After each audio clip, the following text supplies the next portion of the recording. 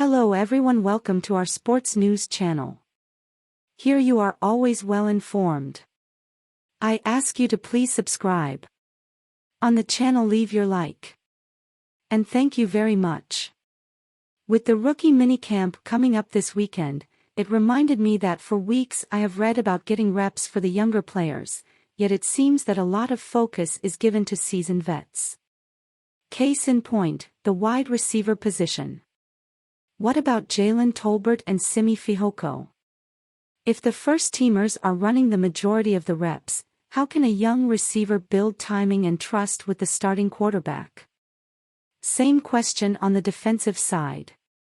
Bruce Holden/Glenn Burney, Maryland. Patrick, it's key to remember that rookie minicamp is just that, minicamp for rookies. They'll get acclimated during that period without having to share any reps from veterans, with there often being few exceptions to that rule, to allow them a better shot at also establishing chemistry with the coaching staff, each other and the organization. When veterans begin reporting for OTAs, obviously the reps will be split.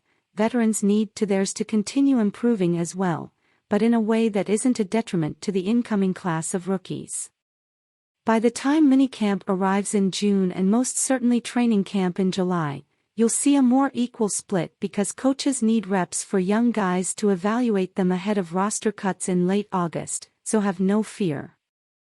Just last year it was Fehoko dominating training camp pre-injury, and Tolbert is going to be tested in a major way to see what shakes loose for year 2, etc., and the defensive side of the equation will be managed in much the same way. Nick Eatman, Tolbert and Fehoko will get their turn when the Cowboys begin the OTA practices in a couple of weeks. For now, the focus will be on the rookies only and maybe a couple of first-year veterans, players who were just on the practice squad last season. I always like this rookie minicamp because it allows these guys to stand out amongst the other rookies and really see who can make an impact. In a week or two, they're all going to be bunched together with about 90 players, and that's when it's harder to see what these young guys can do. I think there's an interesting debate to be had about the receiver depth behind Brandon Cooks. Fehoko and Tolbert should have the upper hand on any other rookies, but this is certainly the time when players can separate themselves from the pack.